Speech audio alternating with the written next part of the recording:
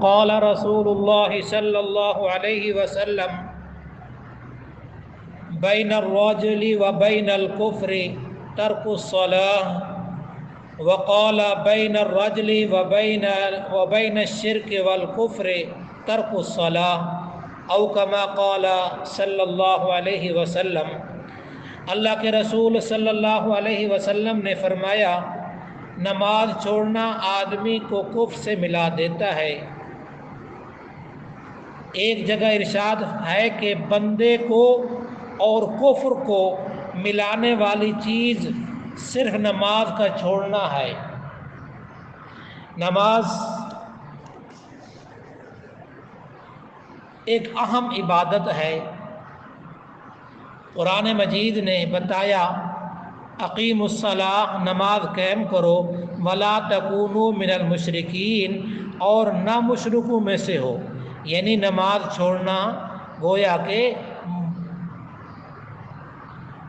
نماز چھوڑنا یہ مشرکوں کا وتیرہ ہے، مسلمان اور مومن کے لیے نہیں۔ ہمارا جو درس گزشتہ دروس سے ایک موضوع چل رہا تھا، اس کے لحاظ سے آج کا عنوان ہے، نماز کے اندر 7 فرائض کیوں ہیں؟ نماز کے اندر 7 فرائض کیوں ہیں؟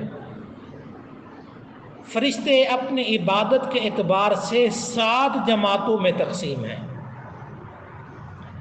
نمبر 1، عرش الہی اور بیت المعمور کا طواف کرتے ہوئے تسبیح، تحمید اور تکبیر کہنا، ایک جماعت۔ دوسری جماعت مومنوں کے لیے استغفار کرنا، ان کے لیے مغفرت کی دعا کرنا یا ان کی دعاؤں پر آمین کہنا۔ تیسری جماعت قرآن مجید پڑھنے والوں کا قرآن سننا یا مجلس ذکر اور وعظ و نصیحت میں شامل ہونا، یہ تیسری جماعت ہے۔ چوتھی جماعت فرشتوں کی قیام کی حالت میں عبادت کر رہی ہے، قیام کی حالت میں عبادت کرنا۔ پانچویں جماعت رکوع کی حالت میں عبادت کرنا۔ فرشتوں کی چھٹی جماعت سجدے کی حالت میں عبادت کرنا۔ فرشتوں کی 7ویں جماعت التحیات کی حالت میں عبادت کرنا۔ اللہ تبارک و تعالی نے نماز میں 7 فرائض مقرر فرما دیے تاکہ ملائکہ اور فرشتوں کی تمام عبادات کے ساتھ مناسبت تامہ حاصل ہو سکے۔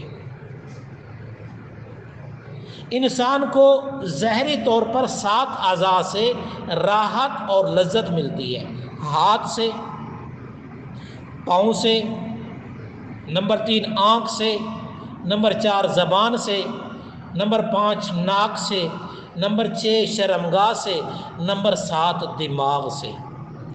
ان 7 راحتوں کے بدلے میں نماز میں 7 فرائض مقرر ہوئے تاکہ اللہ تبارک و تعالیٰ کی نعمتوں کا شکر ادا ہو سکے۔ جس طرح ظاہری اعضاء میں اتحاد ہے، ایک کی تکلیف سے سب کی راحت ختم ہو جاتی ہے، اسی طرح 7 فرائض میں اتصال ہے۔ یہ 7 فرائض ضروری ہیں، ان میں سے ایک فرض چھوٹنے پر نماز باطل ہو جائے گی۔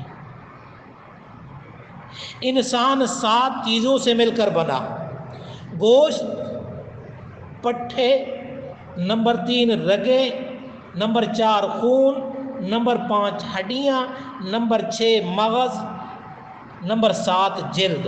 ان تمام اعضاء کے شکریہ کے طور پر نماز میں 7 فرائض مقرر کیے گئے ہیں تاکہ جس سے انسان بنا ہے ان کا شکر ادا کر سکے۔ تو نماز کے اندر اس لیے 7 فرائض ہیں۔ تو دعا ہے اللہ تبارک و تعالی خشوع خضوع والی نماز نصیب فرمائے۔ اللہ تعالی آپ کو اور آپ کے بیماروں کو صحت عطا فرمائے۔